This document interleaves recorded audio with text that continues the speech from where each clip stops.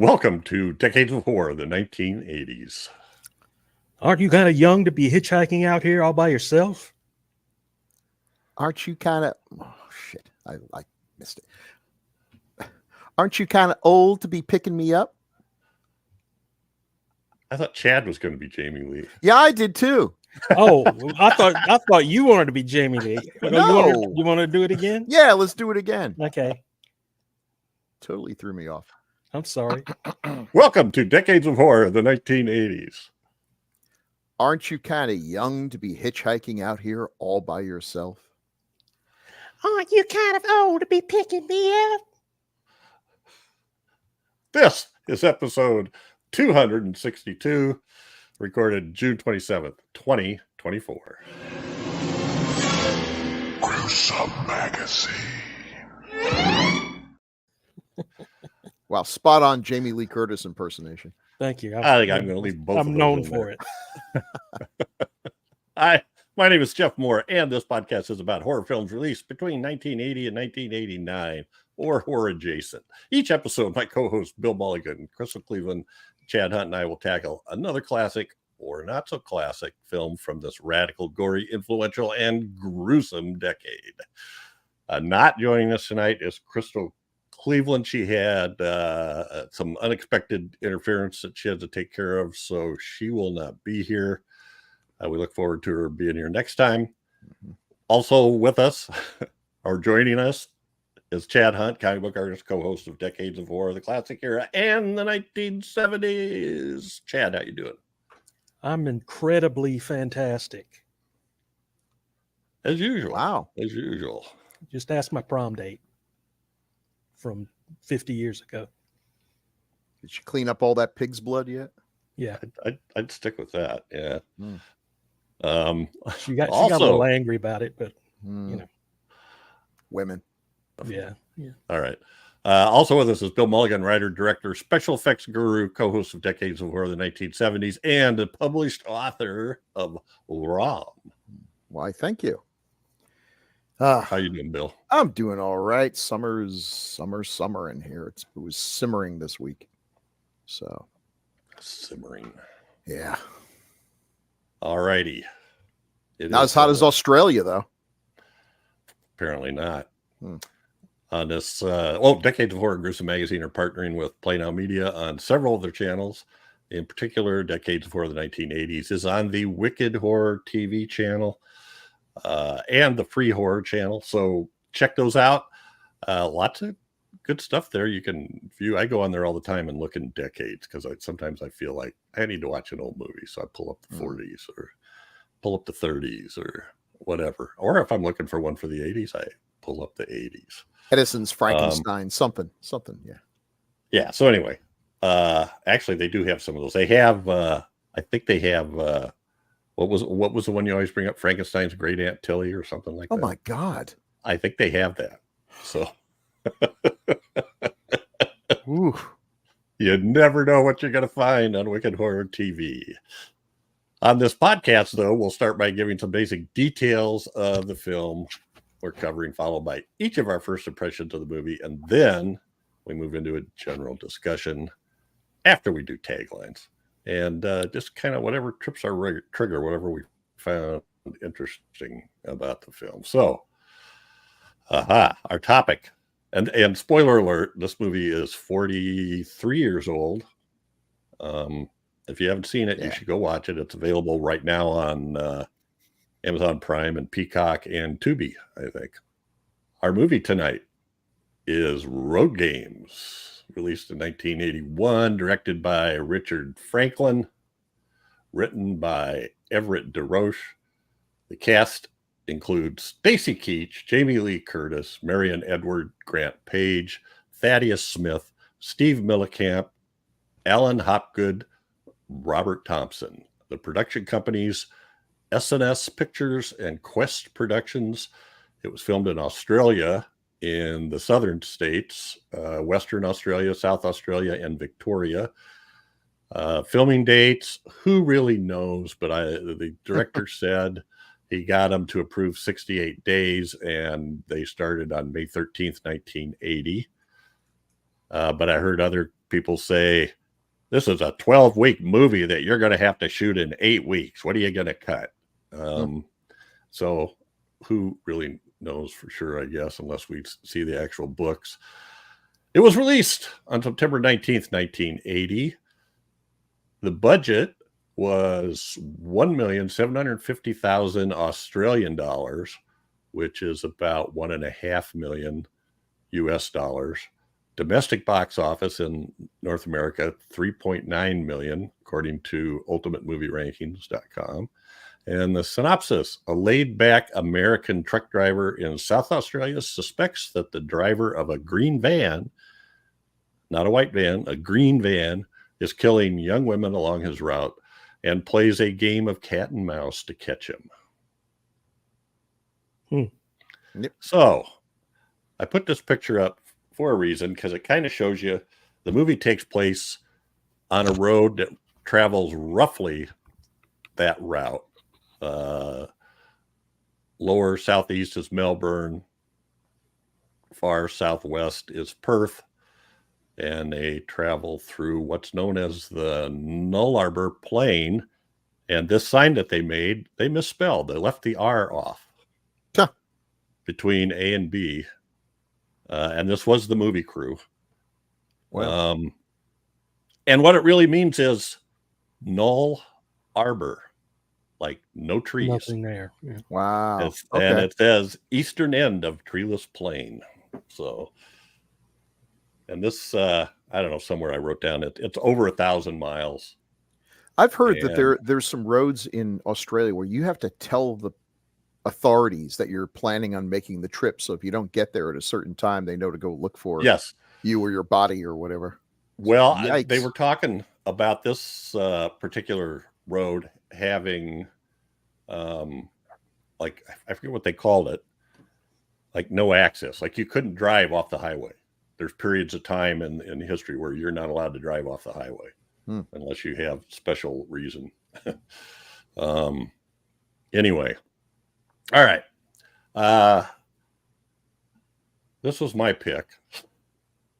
So I'm going to go first on first impressions. And I had seen this once before, and I didn't remember a whole lot about it. But watching it this time, I really liked it. And I read some stuff about it. And we'll get into that later. So I don't want to spoil all that. But I just love the characters. I loved, you know how when you go on a long trip, or at least when I do, it seems like you end up, you pass somebody and you stop for gas, and then you pass them again. And then later on they pass you again. And so he keeps seeing these people as he's driving this load of meat across southern Australia.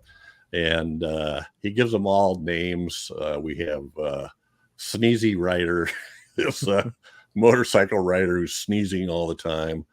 And there's a guy that his station wagon is filled with different sport balls, and he refers to him in his mind as Benny Balls. He does kind of a running monologue, which I also kind of liked. I liked Stacy Keach. I like all the acting in this. I thought it was pretty good. Especially Keach and Curtis are really good. Yeah, good chemistry. I think Curtis had learned a lot since Halloween. I'm not dumping on her Halloween performance, but she comes off a lot more natural here, I think. Anyway, and the dog. Gotta love the dog. And I don't know. It's not really, I'm going to say it's not really a horror film, but it's got a hell of a lot of suspense. And it's got a feel, intentionally, a feel of a Hitchcock film. And it had some issues that came about because it was filmed in Australia, and it created a little bit of conflict. So I'll stop there. And check with Chad on this. Chad, have you seen this before? I thought I had, but after I watched it, I realized I had not watched it. Maybe I just heard of it. But yeah, this is I enjoyed it a lot. I agree with you. I can't really call it a horror film. It's more of a thriller type movie, sort of. Mm-hmm. Kurt Russell's been in a couple of those where he gets hijacked on the highway and his wife's kidnapped, and there's been a few movies that are like thrillers about driving on the highway like that, and I kind of enjoy those movies. And I like Stacy Keach a lot. He was really good in this. I liked his character a lot. I liked the way he carried on with himself, conversating with himself while he drives, and the dog or dingo, whichever it ended up being. But Jamie Lee Curtis was great. I really enjoyed it. It was a nice, thrilling ride of a movie, no pun intended, and a pretty good thriller, well written. It looked like as authentic as a movie could be. It had these roadside stands and roadhouses and stuff like that looked like they just walked into one and started filming. It was just this ratty dirt hole of a place that looks like it's existed there for 80 years. And it's just a great movie. And I don't know if I liked how the mystery of it played out very much. And why it's not really a mystery. I mean, we kind of know who the killer is, right? Yeah, who he did. Who did it. But I guess what I'm trying to say is I don't know why he was. Did he know Stacy Keach saw him by the garbage cans at the beginning, and that's why he was messing with him so badly? Or is that just the only road they got to travel that they had no choice? Well, that's true, but there are some unanswered questions in this. Okay, but yeah, those are little minor things, I guess, that kind of take away from it. But I enjoyed it a lot. It's a pretty good little thriller. Okay, excellent. Bill Mulligan, what did you think of this? Well, I saw this a long time ago. I didn't see it in the theater. I saw it on videotape, but once Jamie Lee Curtis got on my radar, I wanted to see everything of hers that I could. And the first time I saw it, I was a little disappointed. It took a long time for Jamie to show up, like an astonishingly long time. We just see the back of her head. And it wasn't really a horror movie until the last couple seconds. So it wasn't what I was expecting. So I remember being a little disappointed. Watching it again this time, I appreciate it a lot more. It's interesting. My wife was watching it for the first time, and she was still feeling like what I felt all those years ago, because she expects if we're watching something for the podcast that it's going to be horror. And she's like, is something going to happen here? Because, but now that I know what I'm getting watching it, I enjoyed that it was a character study, and they were lucky to have some good actors involved. If put someone besides Stacy Keach in that, and it could have been interminable. It could have been really not good, but I like him, and he puts that out there, and you follow. I do feel like the script could have used maybe one more run through to ramp up some of the suspense and everything. Like, we do find out pretty early on that there is a killer. It seems like they could have played with that. Like, is Stacy just hallucinating because he hasn't had any sleep? Is he imagining that there's the scene where he corners who he thinks the killer is in the bathroom and everything? They could have ramped that up where he keeps on thinking that he's got this killer, but we begin to doubt whether he's a reliable narrator or not. But no, we know. We've seen it pretty early on that there is in fact a killer there. Yeah, I think it opens with a kill, right? Yeah. Yeah. So there's that. But that being said, it's an enjoyable ride. It's it uses the Australian landscape. It does have American actors, so you avoid the problem with some Australian movies, which is that they're speaking English, but not in English that I'm used to hearing. So I need to have the subtitles on. But it is enjoyable. And I can see where people looking at this would say, hey, this guy, this Franklin director here, this fellow, he's got some potential, and he sure does love Hitchcock. Maybe we should give him another Hitchcock adjacent movie.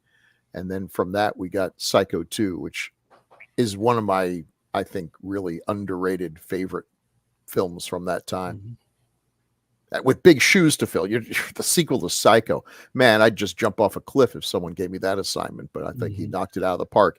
And seeing what he brought here, yeah, I can tell. He's a good director. Should have done more, really. Yes, I would say that is true. So, it's not a horror film, but it is does have a lot of suspense, and horrifying things are happening all around them. You know, we're seeing lumpy garbage bags. It's something from a cooler being buried, and dog nosing around the lumpy garbage bag. Right, the blood, and there's something strange hanging in his truck alongside the pigs that he's carting. And you never know, right? You don't ever really know. All right, so we have a thing we do here, like always. So after we do first impressions, we usually do taglines with Jeff. We still do that? Yeah. Are you done? Fire away, Grizzly. We got, we made up for the last couple of weeks because we got a bunch for this one. Yeah. Okay. Your taglines for Road Games from 1981 are as follows. The truck driver plays games, the hitchhiker plays games, and the killer is playing the deadliest game of all. What, Operation? The goofy game for dopey doctors? Taking out wrenched ankle. Ha, ha, ha. Okay. What am I thinking One of game now? kills time, the other kills people. Okay. A new thriller from the director of Patrick. That would have meant nothing in this country, but probably a lot in other places. Yeah. And this one I have no clue. Animal, vegetable, or murder? What? That was the game they were playing, right? They were playing 20 questions. I'm thinking of this thing. Yeah, but slap that on a poster. Everybody knows what the hell they're talking about. Right. Huh? Okay. On a 1,600-mile stretch of desert highway, someone is playing a deadly game of sex, violence, and sudden death. In the Hotel California. No. Yeah, really. They stabbed it with their steely knives, but they just can't kill the beast. See, that should be on a poster. Yeah. Hitchhiking is her game, but this time it could be the end of the road. Well, they managed to get the title sort of in there, so. Yeah. A state of suspense. What? Trying to figure out what this tagline means. Yeah, a state of suspense. I just copy them. Yeah. Yeah. We're not blaming you, Jeff. Slip under the barbed wire fence on these. I just copy them and put them up there. Yeah. On the world's loneliest highway, it's not a game, it's murder. Okay. Yeah, they're really playing on that. And they try to keep that game thread going. Right. All the way to the end in that final sort of chase. And he's going, what game are you playing now? You know, just to get that in there. That was an obvious game, I thought. Let's lure you into a place I can get you. All right. And that's been taglines with Chad's Chad. our hero, cool and rad. With him reading taglines, they can't be that bad. Oh yeah, Crystal. Really? Oh yeah. Oh yeah. All right. Well, let's go with some poster stuff here. That's a very cool poster. It is. And it's interesting because those, you see those gloves early on and they're very unique gloves. Mm-hmm. And those tell you whose hand you're seeing in a couple different places during the movie. And turning the road lines into a zipper.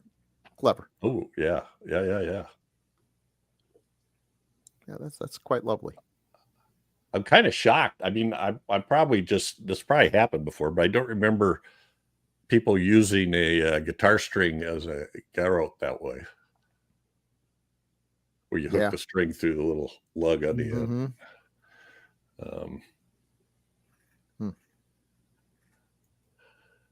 And this was one U.S. alternate title. Although this looks like the poster looks like it's in German. Yeah. Oh, actually, yeah, it was German.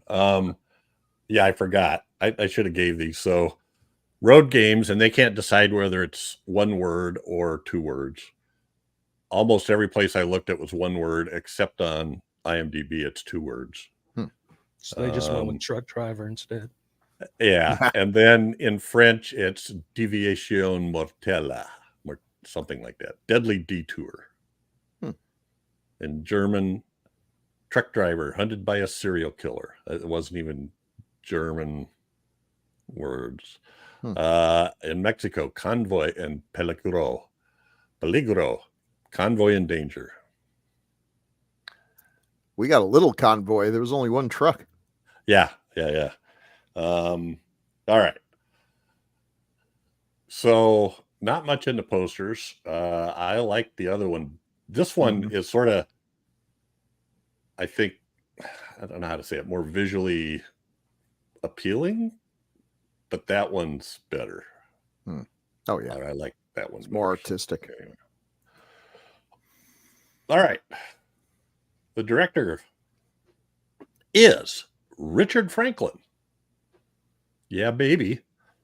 We did Patrick on 70s. And Patrick was a monster hit everywhere in the world except the United States.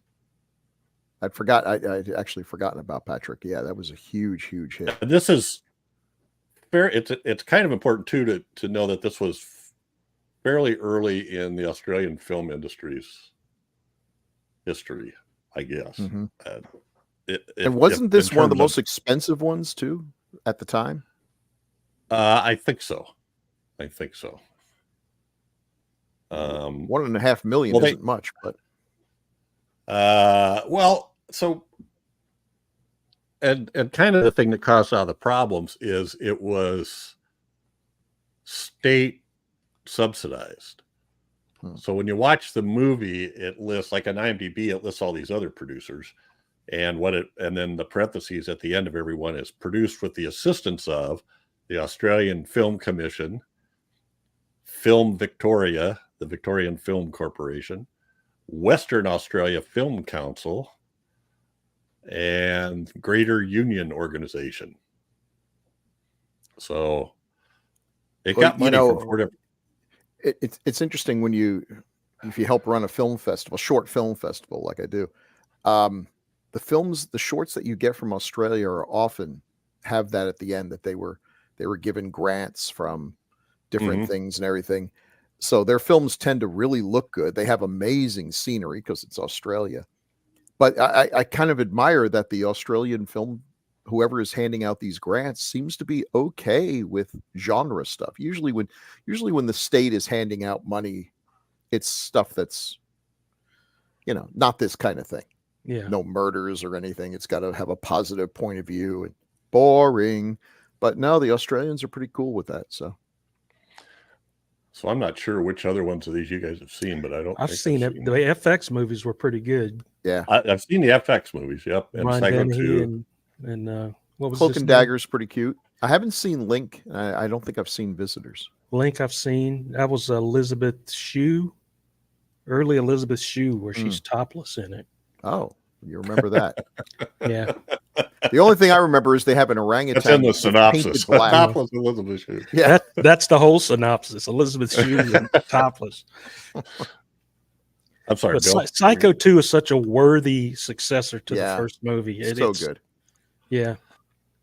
I went into that expecting to hate it. Like I was ready to hate it. Mm-hmm. And then so Richard Franklin was, this is all interesting to me, I think, but he went to film school at USC and he says John Carpenter was in his class, and that's how he knew him. And he went on set when they were making Halloween and met Jamie Lee Curtis. That's where that came from. And he says, of course, when they hired her, nobody knew how big she was going to be. She hadn't really quite, she was in the genre, but outside the genre, not quite so much.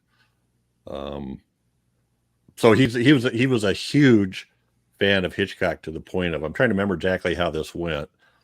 but he was always writing letters. I think they knew who he was.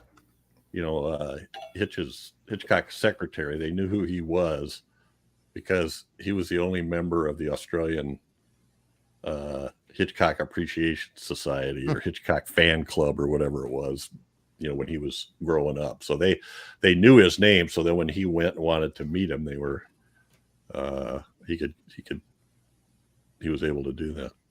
I mean, I think people may forget today, but in the 60s and 70s, as Hitchcock's career, ironically, was pretty much winding down, he was kind of held up as the epitome of what every filmmaker, especially anyone dealing with suspense, should strive for. Right. He was like a hero to everyone. And you know, and now it's been all these years that have gone by. I mean, it's been 50 years or so, but people have kind of forgotten. I think I don't expect to see my students talking about how great Hitchcock was, but that's a shame. So if you're going to emulate someone, you could certainly have a worse one than Hitchcock. Yeah. So the writer was Everett De Roche. He also wrote, we've done 3 of his films now, so Patrick and Roadgames, but he also wrote Razorback. Oh, okay. He got hooked into that Ozploitation there thing for a while. So yeah, so what? Patrick was 78. What was the other one? Mad Max was 79. And then right around in there was, and I'm just thinking of Australian films that I can name. Breaker Morant and Gallipoli were all like, that was all like late 70s, 81, 80. So that's when they were starting to make things that people were taking notice of, I guess. Yeah. So they were wanting to move to the point of where they got a bigger audience. And they kind of had that, you know, it's kind of like when you made films in UK that were financed partially or distributed by American companies, they'd have to put a name actor from the US in there. So, yeah. But at the same time, he got a lot of grief for having 2, and they had hired somebody else for Jamie Lee Curtis's role, and the distributor AFCO Embassy had some money in it too. I don't know why it's on here, but they wanted an American actress, and Jamie Lee Curtis was on the list they would accept, and he knew her through John Carpenter, so that's what he did. The Australians threw a fit because now you put an Australian out of work. You've got 2 American actors in this lead. And in fact, and I don't know who this guy is, but I saw this quote. Bob Ellis said, Roadgames is a film written by an American, executive produced by an American, starring 2 Americans, populated by Australian cops with American accents, and directed by an Australian graduate and enthusiast of an American film school. That raises important questions about the Australian film industry. One is why it wasn't made in Southern California and some other country's taxpayers' money. So that's, and he caught that. They caught that from some of the crew too. Yeah. You know, they would make crass kind of. Jamie Lee Curtis did not feel comfortable. Yeah, that's too bad. And look, I understand their point, but at the same time, this is very early in the Australian film production community. You want to have a hit. And that was Richard Franklin's point. You know, yeah. So take a look. So one of those American actors, Stacy Keach. Yeah.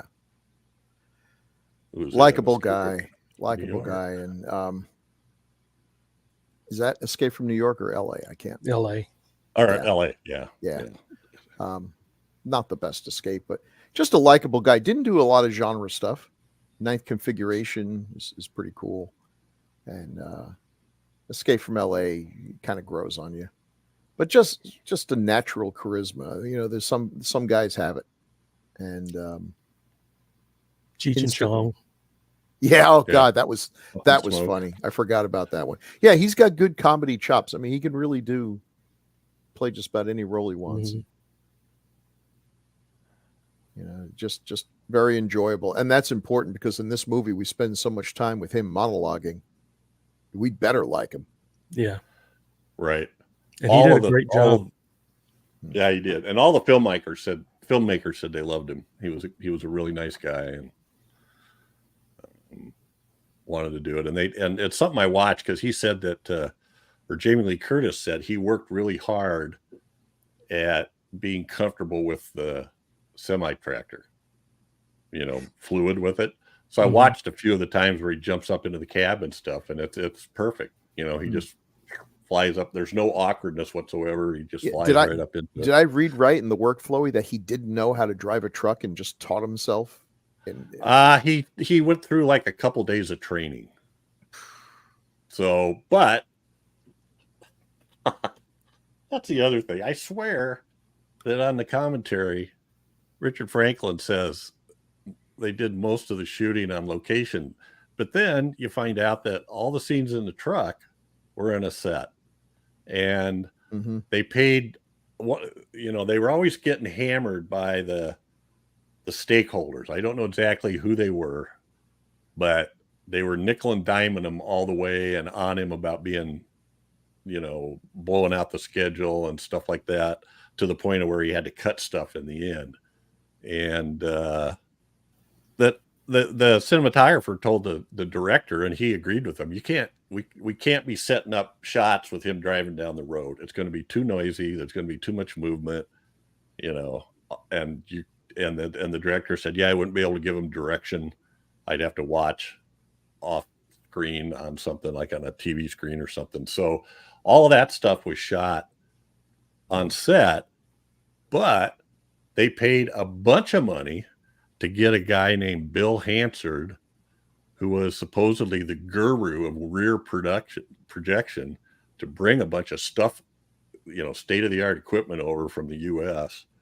and use it for all those shots. And I can't tell it at all. I mean, I knew it, but almost every shot of him driving like down the road and talking to himself or having conversations with Sunny Day or Jamie Lee's character, those are all on a set with rear projections around them. And they even used, they talked about him having a moving rear projection, which I don't even totally get, but where the camera spins around from one side of him and around to look out the other side. Anyway, they were talked about how much money that cost, but how much it was worth it.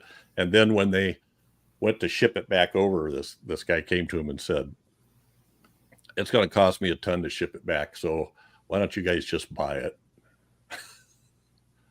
And so they ended up leaving it there, and that was like the first, according to Richard Franklin, that was one of the first rear projection systems they had in Australia. But if you look the guy's name up, he's listed as visual effects process photography, Bill Hansard. He's like on all the Mad Max movies, and every one of his credits says rear projection effects, you know, stuff like that. So another one of those guys or jobs I didn't really think about, but had a big impact on making this movie believable for me anyway. Yeah. What I did not find was how he keeps running into these characters the whole way. But I guess if that's the only road there is, but even at the end, this lady was telling the cops, he tried to push me off a cliff. Yeah. You know, she shows up, and they all show up at the very end. You know, it's like they were following the killer as well or something. So the first difficulty in believability is, what the hell? How did Jamie Lee Curtis end up out in the middle of friggin' nowhere on the highway? I mean, nobody would drop her off there because there's no road to get. There's no turn. No, there's no junction. You know. Well, he kind of answered that. He was telling the one lady, I think it was the lady there, he goes, she's going to get there before we do. She keeps getting ahead of us. Oh yeah, and then he passes her again. Yeah. That guy Bill Hansard, I wanted to mention, he did the rear projections, or well, it says front screen designer and supervisor for the Manitou. Okay. The Fury, Coma, Omen 2, Moonraker, Exorcist 2, Dead and Buried, Blowout,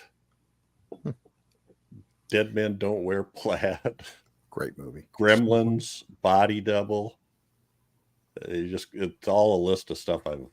This film had like a Mad Max look to it, even though it's not a futuristic movie. It's shot almost in the same way as the original Mad Max was. Just those long stretch of road with nothing going on either side. It reminded me of that a lot. Australia is just a visual feast. It's just magnificent desolation. It's that Null Arbor plain is huge. It's like that. If you look at the map of Australia, and then the other thing was, how I thought, well, this is weird. She runs out of the truck and just slightly over the thing, and there's like a 200-foot cliff. What the hell's going on? Turns out that highway goes like, there's places where it's like 50 meters from that cliff. Yikes. And that's what they call the Great Australian Bight, BIGHT, which I didn't know the word, and that's like a concave coastal area that looks like you took a chunk out, like an indentation into the country. What's that? Like a bite has been taken. Yeah, it is kind of like a bite, but as with all things Australia, designed to kill you. Yeah. See, that's where I'd be if I were in Australia. And I'd love to visit, but no chance of that. Not with a wife who's arachnophobic. But if I were there, I'd be staying in the middle of the road too, because that way I could see when the snakes and scorpions and spiders and bunyips and everything else are making their way to kill me. A beautiful country, though. Yeah, they said, a couple of the people said that part where they're out in the sand dunes, where you see Jamie Lee and Stacy walking out of the sand dunes there for a while, and there was a time where they were just kind of playing around out there. When they came back out, these guys were like, "What are you doing out there? That's habitat for the death adder and the death adder, jumping spiders, which is the most venomous snake in the world." Yeah, and I'm sure it's the most venomous jumping spider too. Sometimes called the jumping death spider. We just decided to put death into every death koala, The jumping death adder too. Don't forget. Yeah. But they didn't see any of that stuff. So anyway, I don't know. Oh, they may have just been having fun with the Americans, who knows? Yeah, sure. Oh, they might have been. Except I think it'd be true. If an Australian told me, "Oh, don't go there," true. There's the something death something. I'm like, yeah, I totally believe you. He might have actually, now that I think about it, it might have been on the set of The Fog. When did The Fog come out? All of her horror movies are kind of clustered into a fairly short period of time. It's Fog 1980. It's somewhere around there. Yeah, it had to be. I think there was The Fog and then the Thing in 81 or 82. Fog is 1980. Yeah. Terror Train. Okay, Fog, Prom Night, Terror Train, 1980. Yeah. And then she very deliberately decided to stop making horror movies. And it was all the way until Halloween 2 and 81. Yeah, Halloween. Yeah. I'm trying to think of the one she was in with Tom Atkins. That was The Fog. That was The Fog? Okay. Yeah. Where she was, didn't she play another hitchhiker? Another hitchhiker who's into older guys. So, you know. So she was, I believe she was 20 or 21 when this was filmed. And Stacy Keach was 39.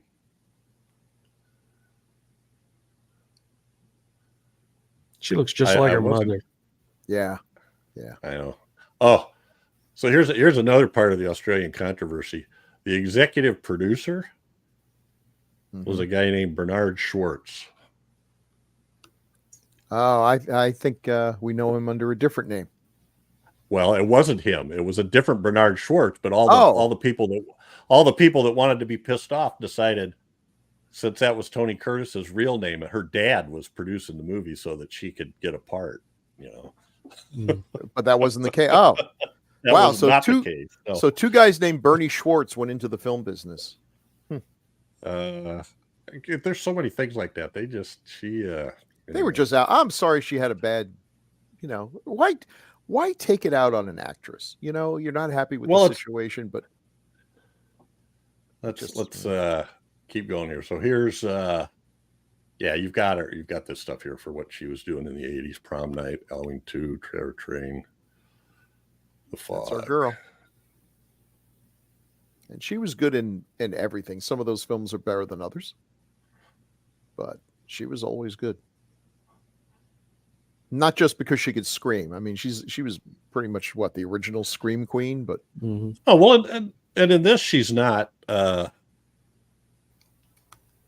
She buys into a story right away and says, "Well, I guess it's up to us to catch them." They're trying to figure out, and she doesn't seem scared about it or anything. So she's got a backstory. She's she comes from a wealthy family, but there's some conflict there, and they kind of play around with the bit that.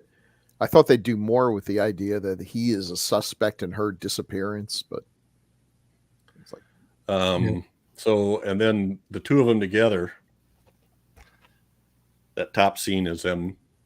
Well, quickly, what did you guys, I really was not, I wasn't digging that hat. It made functional sense, but I don't know. Yeah. Yeah, well, they also maybe a wealthy girl's hat. Guess. I don't know. It was too cute for too long that we just kept seeing her from behind. It's like, and I know she's in the movie. I saw the poster. That may have been because she wasn't there yet. Yeah, well, that could have been. That's right. And those are stand-ins. So, and I don't. Yeah, that hat would have hid that a little bit. I mean, I don't know if that's typical apparel for standing out in the middle of what has to be. A lot of people have broad hats. Not a speck of dust on her. No. Yeah. Wearing white. Yeah. Perfectly clean. It's a movie. If I were there, I'd be wearing like a suit of armor, which would be horribly uncomfortable in the sun, but give me another couple seconds against the jumping death spider. The costume designer, wardrobe person, said, so there was a commentary track with the director. There was another commentary track with the cinematographer, the wardrobe designer, the makeup person, and the guy that directed the what's the movie not made in Hollywood, or that's all the Ozploitation movie documentary.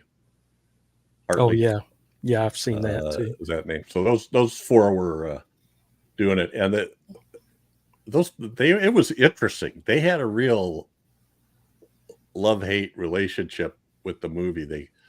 They kind of bashed Richard Franklin for not being organized, and that he was too used to independent movies, and he didn't think things through, and he didn't involve anybody except the writer in working out the locations and all that stuff.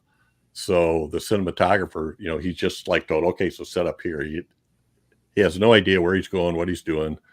And at one point they're bitching because we should have had a second unit that was out doing all these long shots of trucks and all this stuff that we could have used stand-ins for, and they didn't do that. But then next thing you know, one of them says, oh no, that would have cost too much, and you didn't have enough money. She was tied in. There was a couple people on site that were tied into the money that were on them all the time. It sounded like, you're behind. Now in fact, they shut him down after like 3 days because he was over budget or over schedule. It's crazy. So anyway, the wardrobe designer said he picked that hat. She gave him a bunch of hats, and she goes, just because that's what they wore doesn't mean that's what the costume wardrobe person picked, so don't give me grief about that. But it was very weird. And then they would turn right around in the next minute and talk about how great something looked, so He insisted that I do this. That took a lot of time. Yeah, but it looks great. Yeah, it does. It does. Well, so are you bitching or are you? It was interesting. All right. What else we got here?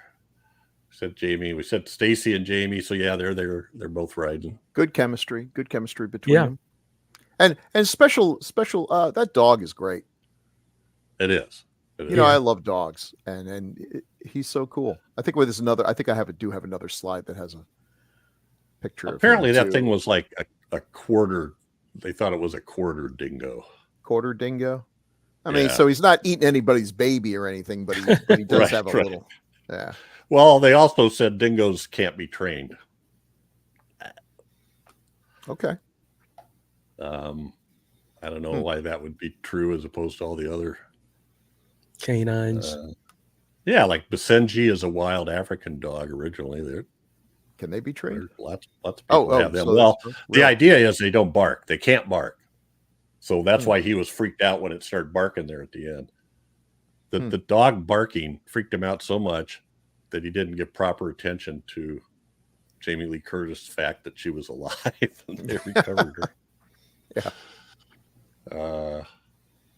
Yeah, they had good chemistry. They played off of each other really well, especially when they were playing the games with each other, and it's sort of a brother-sister kind of vibe.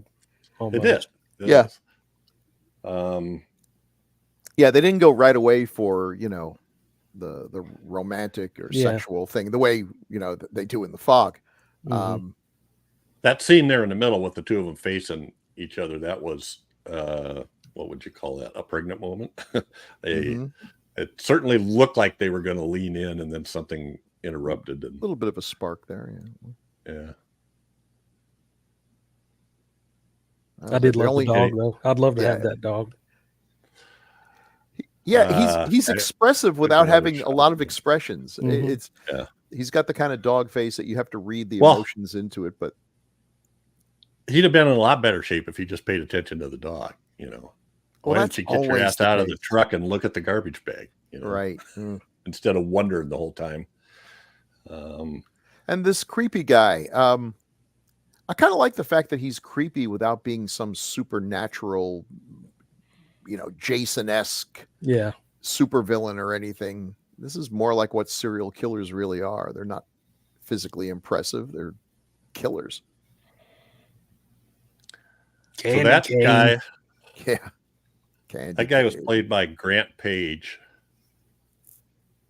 who was like Australia's most famous stuntman that just died like 2 or 3 months ago. Oh, too bad. At the age of 85.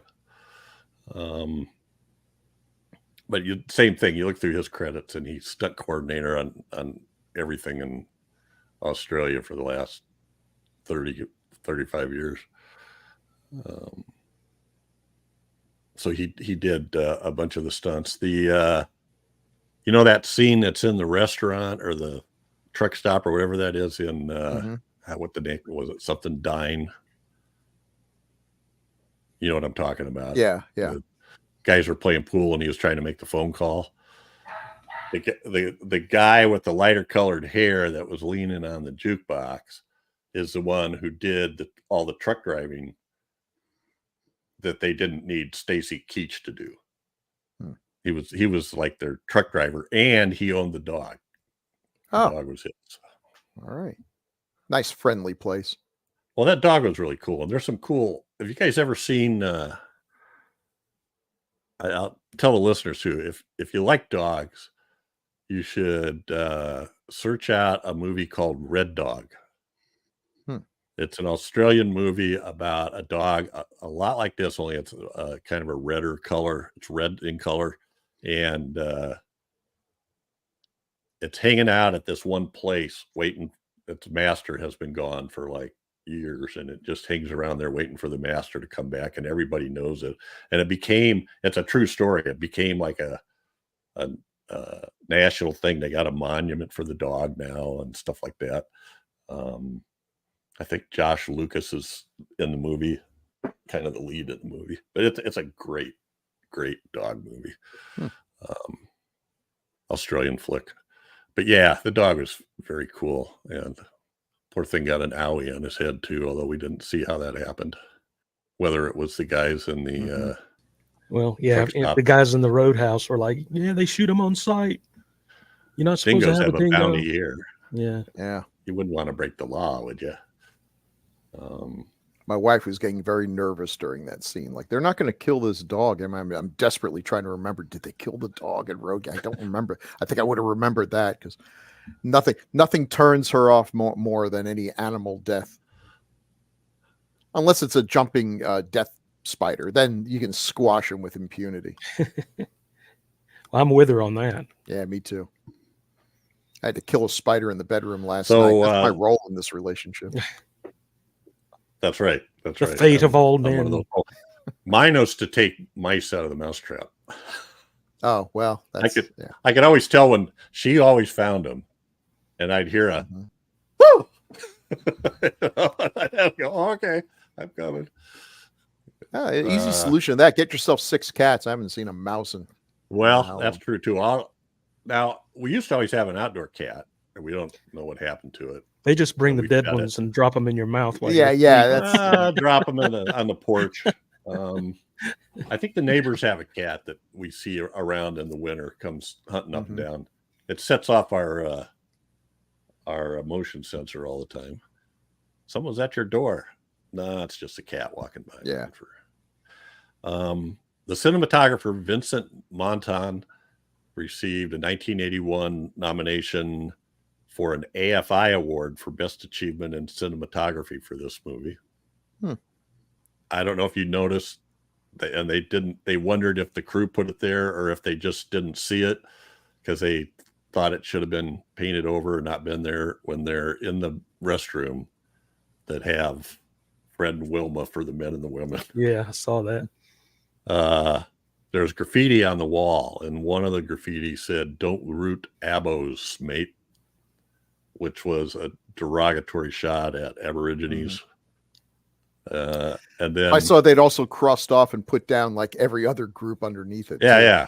So, whites, cross that out. Goats, cross that out. Goats. Girls. What else? There was something else I was thinking of here. Oh, did you see the story about the car, the police car?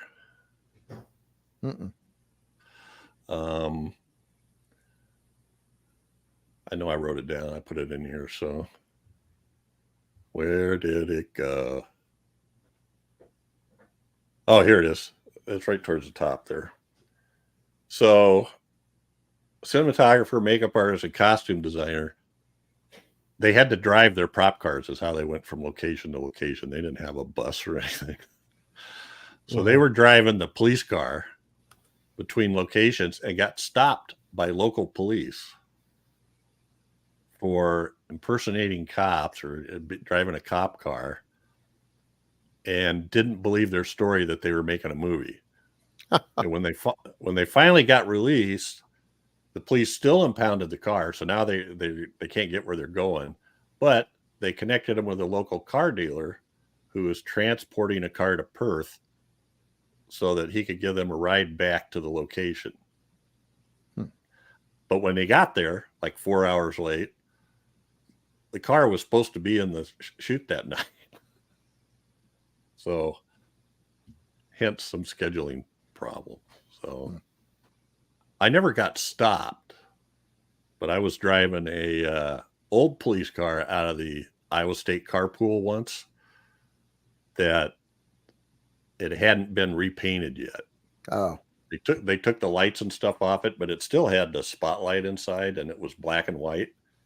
And they're like, "We're out of cars. This is what you're driving."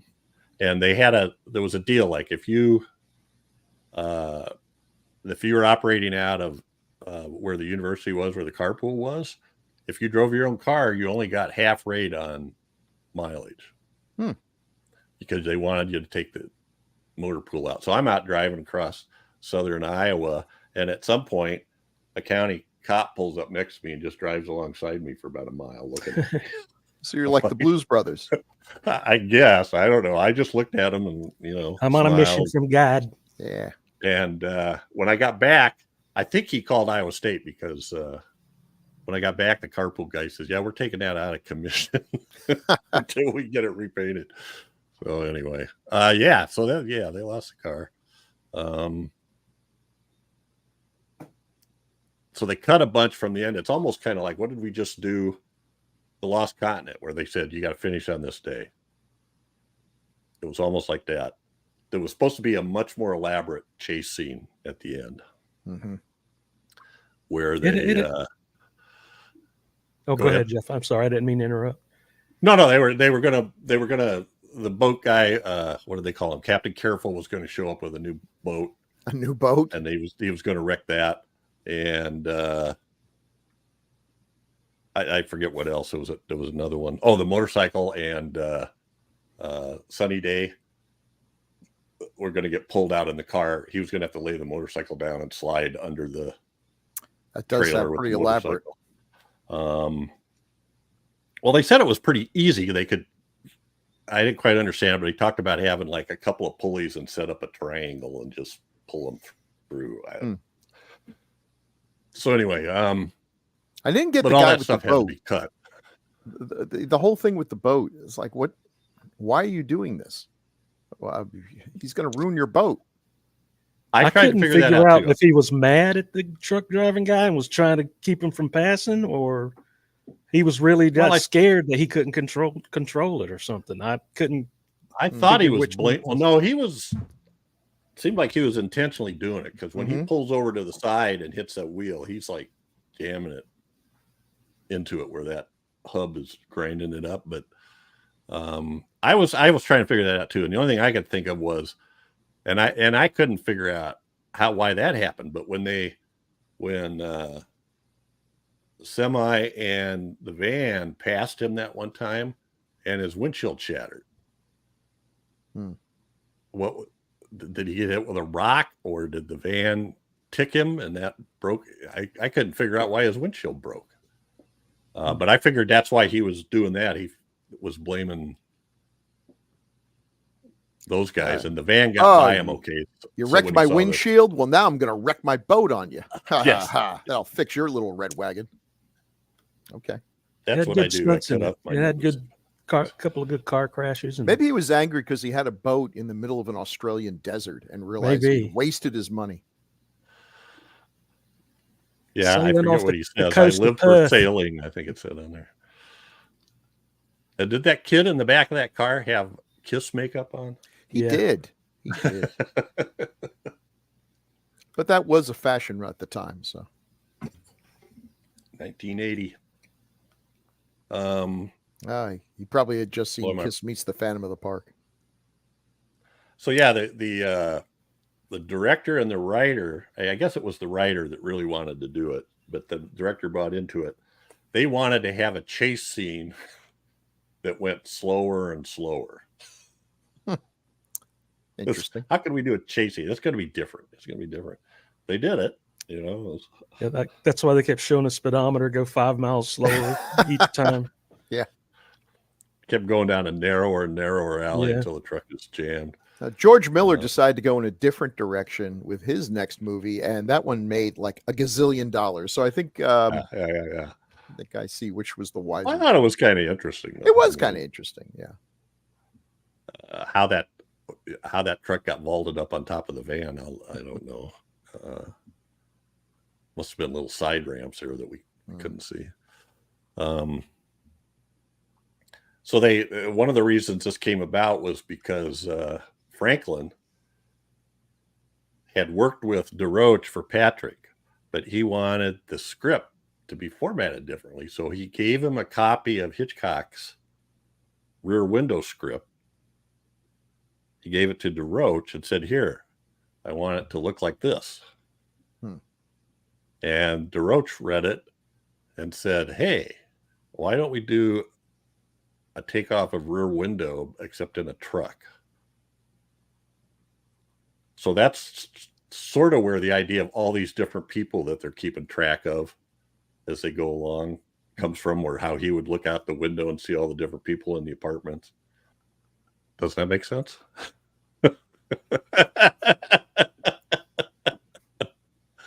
Maybe not so much. Did you recognize the actor that played the motorcycle? No. Let's see. Robert Thompson, and he played Patrick. Oh, really? Yeah. Oh, I should have recognized that. He doesn't look quite the same without his hair being all squirrely and his eyes bugging out. Yeah, that I dug that whole scenario and the fact that this the Null Arbor plane and the Great Australian Bite, all that stuff was really there, and they made use of that.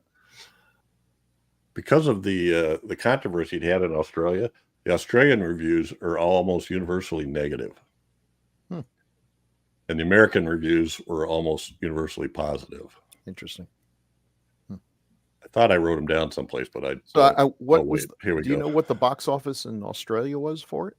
I don't think so. And they said it didn't make very much. Okay, so Australian reviews. I read the one that Bob Ellis said.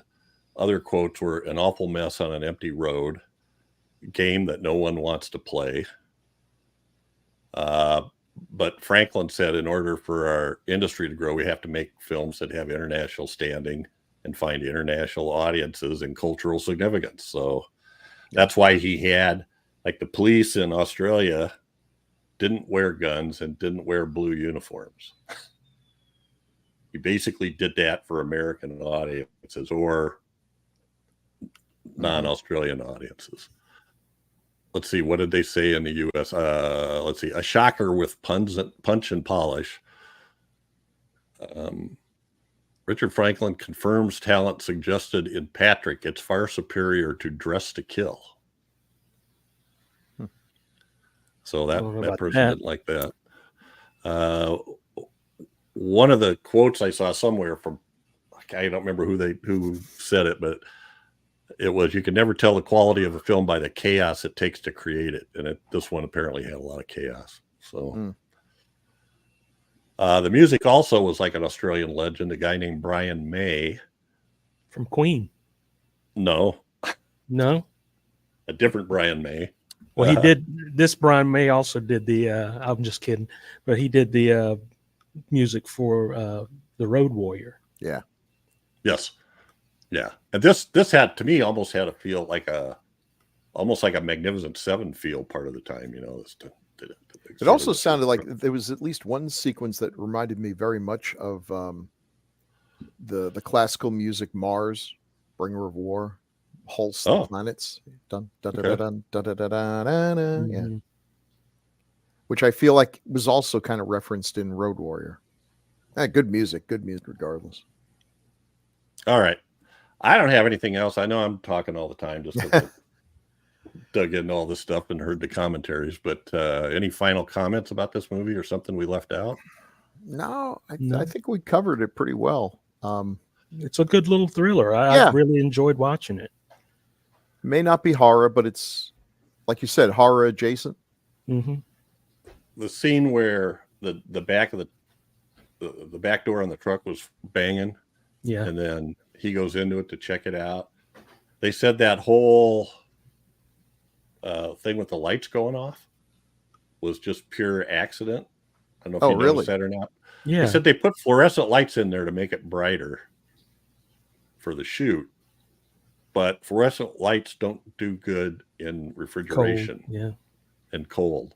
And so that's what made the lights go off. And that Stacy Keach, that was just his natural bang, and they came back on.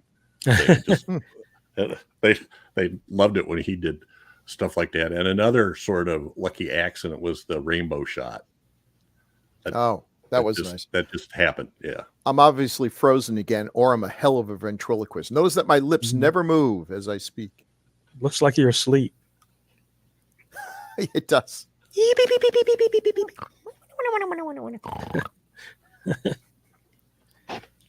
Oh, well. But I'm not. I'm here.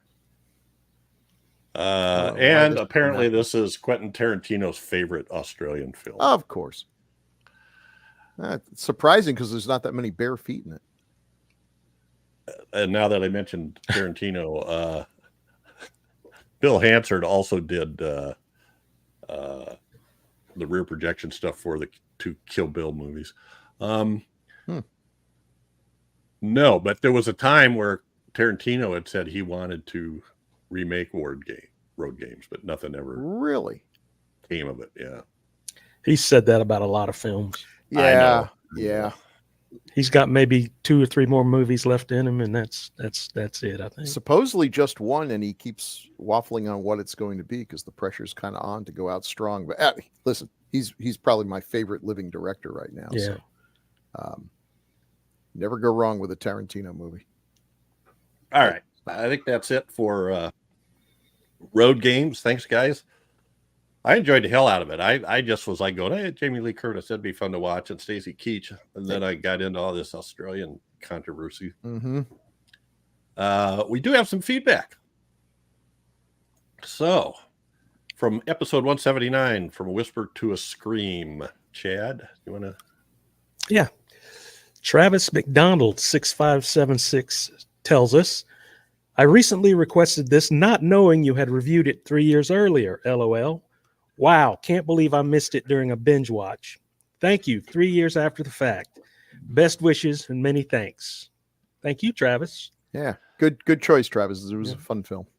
He had in an earlier episode, he had made a comment that you guys should do From a Whisper to a Scream. So I replied with a link. So in episode 260, The Boogeyman, I had said, I think in the post I put in the Gruesome Magazine's H&R and DOH podcasts Facebook page, I had said, great subject or chilling subject, but does the execution live up to it? So Ralph Miller said, Bill, what do I think of Uli Lamel's execution? I'm in favorite. Dun, dun, dun, dun, dun, dun. Well, it's Ralph. Ralph should be writing the taglines. He's got it. Ralph likes everything. And He's like the Mikey of horror movies. I'm just kidding, Ralph. Yeah. Also for The Boogeyman from Mikey Z. Chad. I think this is the 80s film that broke the Grue Crew. You've been through Neon Maniacs, The Mutilator, The Ripper, The Loch Ness Horror, and even my beloved Frankenstein Island. But The Boogeyman did it. Never have I seen the 80s Grue Crew just babbling so much about what exactly. Wow.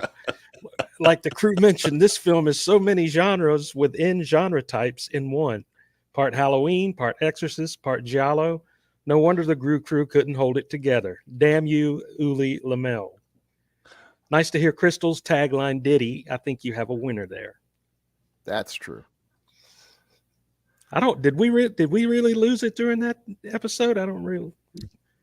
Got tired of talking about the damn movie pretty quickly. I think we got sidetracked a lot. I think we went on. Well, that's always likely to happen if you have me on a podcast. But but for when if you got this film, it's like, oh yeah, jeez. So on episode 261, Mother's Day, Chad, or you just read Mikey Z, didn't you? Yeah, well, I'll read Dallas. I don't care. Yeah, go ahead and read Dallas. Okay. For Mother's Day, episode 261, Dallas Nostromo says, who we don't hear enough from, says hillbillies get a bad rap because of films like this. It's not just these movies that they get a bad rap. Believe me. Have you ever talked to Sammy Castle? Oh, God. On the other hand, I'd rather run into a crazed Sasquatch than hillbillies. Yeah, at least Sasquatch don't know how to play the banjo. Maybe Sasquatch is a hillbilly, just a hairy hillbilly. Maybe. Cousin it hillbilly. Okay, and then on Mother's Day, Bill and this had a little conversation going here. So go ahead and read that whole thing from Santos D. Castillo. 5593. This film was in heavy rotation along with Maniac, Evil Dead, Pieces, and Extra when we bought our first VCR in the mid-'80s. Yeah, that's true. You got a VCR, you got a bunch of films to go with it. You watch them until the tape broke. Yeah, I bet you were very popular with the other kids in the neighborhood going over to your house to watch movies that their parents would totally not have allowed them to watch. Mm-hmm. You could even rent VCRs back in the day. Oh yeah, for the night.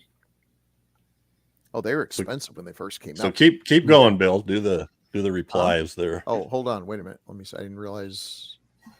Then Travis McDonald 6576 says that's quite the rotation. Would love to hear Extra get reviewed on here. Such an odd film. Santos D. Yeah. Santos D. Castillo 5593 replies, absolutely makes little sense, but very entertaining. I don't know, Chad. Sounds like the audience. I've actually looked for that before and couldn't find it. So when I saw this comment, I went looking again and I found it. Oh boy. So I put it on the schedule for our next for my next pick, which would be like the end of August. No, you did not. I did. I absolutely did. So I've never seen it. It's one of the few movies I remember seeing all the pictures in the horror magazines. Just from working in a bookstore and seeing the, loading the magazine covers up in the rack and stuff like that. Now, if you're wondering if a guy walking backwards on his hands looks convincing, no. Well, but it. Or a woman giving birth to a whole human. Well, ouch. There's no Blu-ray available, so you won't have to hear about all the commentary and stuff, So you won't get to see all the nuances. All right, that's it. Nasty. Thank you, Santos Castillo and Travis McDonald, Dallas, Ralph Miller, Mikey Z as well. We appreciate your comments. Everybody, please make comments. We try to read them all. You can put comments here on the Gruesome Magazine YouTube channel, or you can send them to feedback@gruesomemagazine.com, and we'll post them up and read them. Yay. That's it for this episode, but every 2 weeks, we do another one from the 80s. And next pick is Bill's turn. What are we doing, Bill? We're doing a film I actually have not seen. I've always been meaning to see it, so okay. It is from 1981, starring my favorite Howard brother, Clint. Evil Speak. Yeah. We'll see. I believe it's a video nasty. It is a video nasty, so there you go. I think it's available on Shudder right now. Chad was so appalled he muted his mic so we couldn't hear him cursing. Oh, I was just saying, have some Tranya. Yes. Did Clint Howard also do the Ice Cream Man? Was he the? Yep. Yeah. Right. He's done a few good stuff. Well, that's it, guys. Thank you all. We rescheduled so Chad could make it, and then Crystal had kind of an emergency, and she couldn't make it. So, and it was pretty short notice, so I didn't push too hard to get substitutes. So I guess it's time to end. Well, I'm waving. You can't tell. How come it never freezes when I'm holding up my book? I mean, that would at least serve a purpose, but that's true. Say good night, everybody. Good night, everyone. Good night, everybody.